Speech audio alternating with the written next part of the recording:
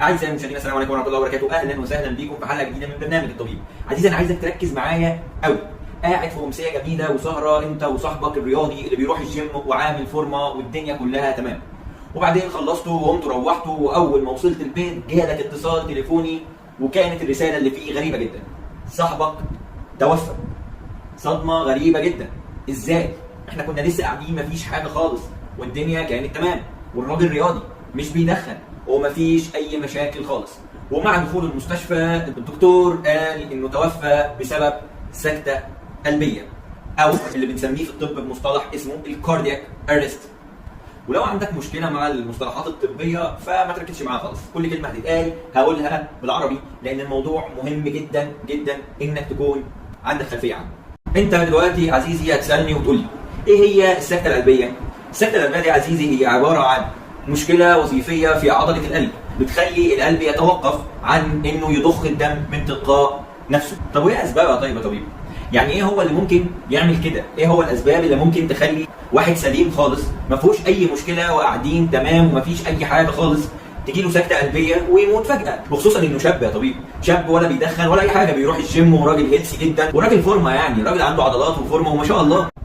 الحقيقه عزيزي ان الاسباب كتير، لكن اشهرها بالنسبه للشباب بيكون وراثي، زي مثلا اشهر سبب بيكون تضخم في عضله القلب، هايبرتروفيك كارديوميوباثي، وده اللي بيكون منتشر بشكل كبير بين الرياضيين. والمشكله يا عزيزي هو ان الاسباب الوراثيه غالبا ملهاش اعراض، بتيجي بشكل مفاجئ. عشان كده احنا بننصح الناس اللي عندها تاريخ مرضي عائلي بامراض في القلب او وفيات بسبب امراض في القلب انهم يخضعوا لفحوصات دوريه، عشان لو في مشكله لا قدر الله نكتشفها ونعالجها بدري. وفي اسباب ثانيه برضه يا عزيزي زي مثلا تعاطي المنشطات وادمان المخدرات او الكحوليات او التهاب في عضله القلب بعد عدوى فيروسيه او خبطه شديده على القلب ادت لتوقفه او اضطراب في المعادن والاملاح. طب هل ممكن يتلحق يا طبيب؟ ممكن يتلحق، بس قبل ما نسال هو ممكن يتلحق ولا لا، السؤال هو هتعرف ازاي؟ هتعرف ازاي ان اللي انت قاعد معاه دلوقتي عنده سكته قلبيه؟ اول حاجه هتلاقي المريض فجاه بيواجه صعوبه في انه ياخد نفسه، مغمى عليه بشكل مفاجئ وبتنده له مش بيرد، ولو حاولت ان انت تقرصه مثلا في صدره او حاجه او تخبطه على كتفه مش هيستجيب خالص للالم، ولو انت بتعرف تقيس النبض هتلاقي مفيش نبض. في الحاله دي انت فعلا قدام حاله سكته قلبيه. طيب اتصرف ازاي طيب دلوقتي يا طبيب عشان الحقه؟ اول حاجه واهم حاجه هو ان انت لازم تتصل بالاسعاف.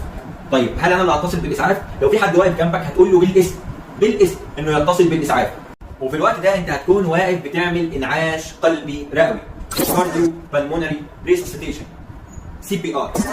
ولو انت عايز تفهم اهميه CPR فالقلب مش قادر يضخ الدم للاعضاء ولا حتى قادر يضخ الدم لنفسه، والهدف من انعاش القلب الرئوي هو انك على الاقل هتحافظ على وصول الدم لعضله القلب عشان تمنع التلف. ولانك في الغالب هتتعب برضه بسرعه يا عزيزي فانت لازم يكون واقف حد جنبك عشان يبدل ويكمل انعاش قلبي رئوي لما تتعب، وهكذا لما انت تتعب هو يكمل، ولو هو تعب انت تكمل، لان الانعاش القلب الرئوي يا عزيزي او CPR لازم يحصل صح عشان يكون مفيد، ولازم تكون الضغطه ضغطه فعلا والا هيكون زي عدمه. وفي النهايه يا عزيزي معرفتنا للاسباب لا تنفي القضاء والقدر، ومعرفتنا بسبل الانقاذ لا تعني حتميه انقاذ المريض، ولكن احنا بناخد بالاسباب. وفي النهايه ما تنساش تعمل لايك وشير واشتراك في القناه لو احنا على اليوتيوب، واهم حاجه يا عزيزي هو نشر المعلومه، لعل وعسى ان احنا نكون سبب في انقاذ حياه بني ادم.